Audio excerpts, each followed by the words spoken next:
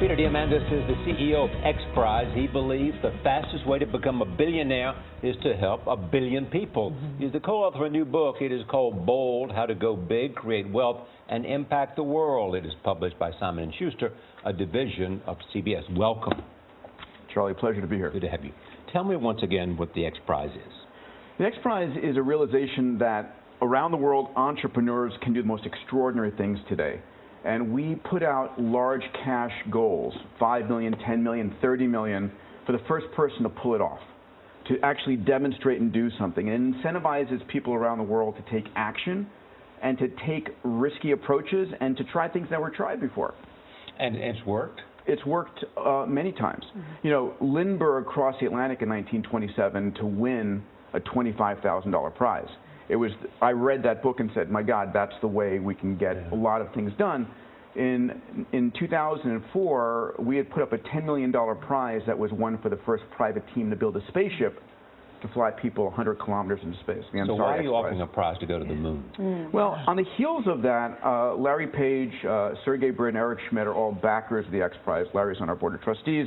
We were having a meeting at Google, a board meeting, and I said, what do you want to do next? And I said, I think the next thing that entrepreneurs could do after flying people into space is actually get us privately to the moon and get there 10 times or 100 times cheaper.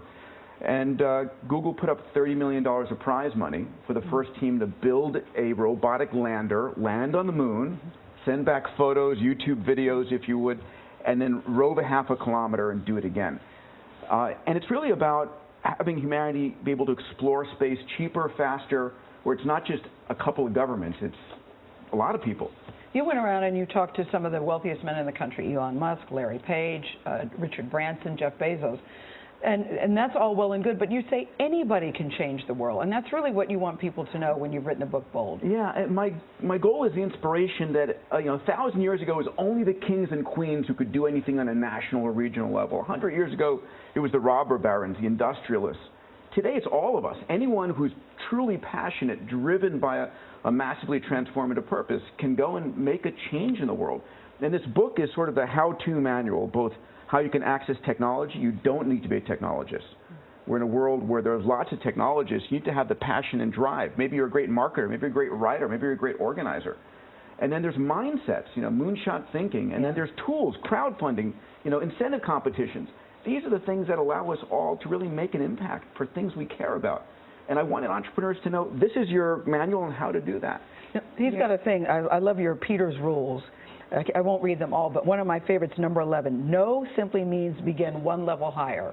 Yeah. You're just a person that doesn't take no, and you said don't be afraid to fail. Yeah, it's, most people are empowered to tell you no. Yeah. And sometimes you need to climb up the chain, But then that pisses a person off who told you no. It does, but if you are driven by your passion and purpose, that's okay, because your mission is to help people to go make things happen. And the day before anything is truly a breakthrough, it's a crazy idea. Yeah. Right? So where are we trying crazy ideas? I have a 7-year-old who won't take no for an answer. So I have high hopes that she'll go bold and do great things. You have an MD from Harvard Medical School. How did you get into this? My calling since my childhood has been spaceflight. And my father's a physician. My mom could have been. She ran his office. And so it was like, I'm going to go and make my parents happy, become a doctor. But my true calling was spaceflight. And I gave up on NASA being the way that was going to get me there privately. And that has driven me. So other than space, here on Earth, what's some of the most interesting stuff that's being done that you think is bold, as your book says? Well, I mean, moonshot kind of stuff. Moonshot stuff, right? And so thinking, we just launched a couple of XPrizes. We just launched the Global Learning XPrize, asking people to build a piece of software that can operate on any Android tablet that takes a child anywhere on the planet from illiteracy to reading, writing, and numeracy in 18 months. We have 1 billion illiterate people. We have the Qualcomm Tricorder XPrize. Build a device that's for a mom or a dad at 2 in the morning when their kid is sick that can tell you what's wrong, a diagnosis. Again, it's the idea of providing literacy and health to the world at a global level. And these things are possible right now during our lifetime. Is crowdsourcing inspiration for getting things done?